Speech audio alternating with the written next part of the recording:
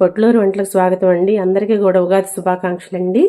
పూత పచ్చడి ఎలా తయారు చేసుకోవాలో చూపిస్తానండి. ముందుగా అండి ఇలా వేపపూత తెచ్చుకోవాలండి చెట్టు నుంచి. ఏ రోజు పండగ అయితే ఆ రోజు తెచ్చుకుంటే చాలా ఫ్రెష్గా ఉంటుంది. మనం ఈ కొమ్మ నుంచి వేపపూత ఇట్లా విడిగా తీసేసుకోవాలి. ఇదంతా కూడా ఇలా తీసేసుకుని వేసుకుందాము. కొంచెం గింజలాగా ఉన్నది చేదుగా ఉంటుందండి. అది వద్దనుకుంటే తీసేయచ్చు. ఒట్టి పూత వైట్గా ఉన్న పూత వరకే వేసుకోవచ్చు అనమాట. అది చూడండి, ఇలా బాగా ఎక్కువ పూత ఉన్న కొమ్ములు విరిచి తెచ్చుకోవాలి. ఇదంతా విడిపోతుందండి.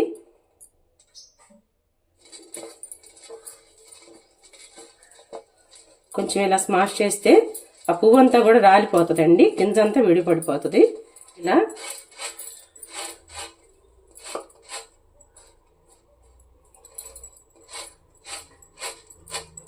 చూడండి, పువ్వు అంతా కూడా ముందుకు వచ్చింది.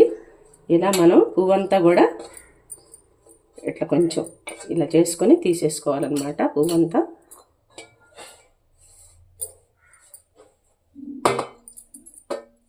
మీకు కావాలంటే ఈ గింజతో సహా వేసుకోవచ్చండి. చేదు తినగలం అనుకుంటే.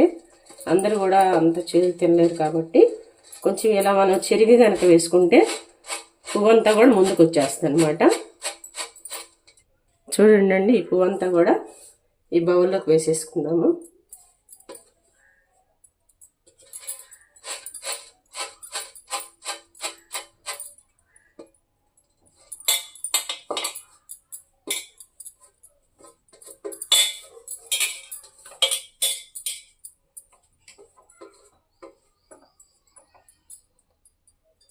ఒక మామిడికాయ అండి పీల్ చేసుకుని చక్కగా ఎంతవరకు చిన్న ముక్కలు వస్తే అంతవరకు చిన్న ముక్కలుగా కట్ చేసుకోవాలండి. మామిడికాయని చిన్న ముక్కలు అయితే బాగుంటాయండి. పచ్చి మామిడికాయ తీసుకోవాలి. పచ్చి మామిడికాయని పీల్ చేసేసి ఇలా సన్నగా ముక్కలు తరుక్కుని, చేదు, పులుపు, తీపి, కారం అండి ఉగాది అంటే. ఇలా అన్నీ కూడా కట్ చేసుకుని ముక్కలన్నీ కూడా రెడీ చేసేసుకుందాము. ఈ వేపపూతలోనండి ఇప్పుడు వేపపూత తీసుకున్నాం కదా, వేపపూతలోకి మామిడికాయ ముక్కలు వేసేసుకుందామండి.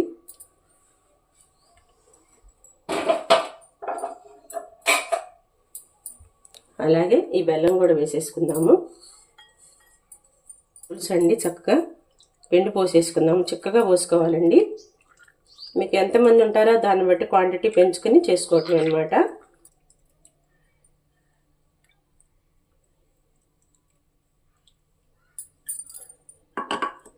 దేవుడికి నైవేద్యం పెట్టేదాకా కూడా బెల్లం అవన్నీ చూడకూడదు కాబట్టి ఒకవేళ మీకు ఏదైనా కొంచెం తక్కువైతే అప్పుడు మళ్ళీ కలుపుకోవచ్చు. అరటిపండు కూడా కొంచెం కట్ చేసి వేసుకుందామండి, బాగుంటుంది టేస్ట్.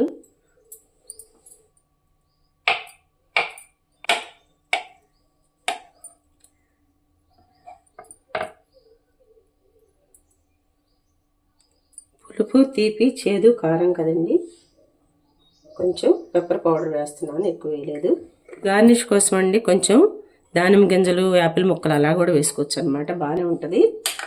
నేను ఇలాగా ఉంచేస్తున్నాను. రెడీ అండి వేపపూత పచ్చడి.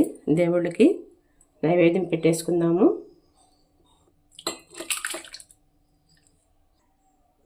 నైవేద్యం పెడదామండి. అందరికీ ఉగాది శుభాకాంక్షలు అండి. పరాభవ నామ సంవత్సర శుభాకాంక్షలు. పరా అంటే ఆదిశక్తి అండి, పార్వతీదేవి. భవుడు అంటే ఈశ్వరుడు అనమాట. పరాభవ నామ సంవత్సరం అంటే శివపార్వతుల యొక్క సంవత్సరం. ఈ సంవత్సరం మనందరినీ కూడా దేవదేవులు, అమ్మవారు, అలాగే వెంకటేశ్వరుడు అందరూ కూడా మనల్ని కాచి కాపాడుతారు. ఈ సంవత్సరం అంతా కూడా మనందుండి వాళ్ళు మనల్ని నడిపిస్తారు. మనకు ఆయురారోగ్యాలు, అష్టైశ్వర్యాలు, సుఖశాంతులు, ప్రపంచం అంతా శాంతియుతంగా ఉండేటట్టుగా వాళ్ళు మనల్ని నడిపించాలని సంవత్సరం అంతా మనం వేడుకుందామండి. సర్వే జన సుఖినో భవంతు, లోకా సమస్త సుఖినో భవంతు. ఓం శాంతి శాంతి శాంతి. అందరూ కూడా ఈ ఉగాది పచ్చడిని చక్కగా తయారు చేసుకొని దేవుడికి నైవేద్యంగా పెట్టుకోండి. మీకు నచ్చినట్టయితే అందరికి షేర్ చేయండి. థ్యాంక్ యూ సో మచ్ అండి.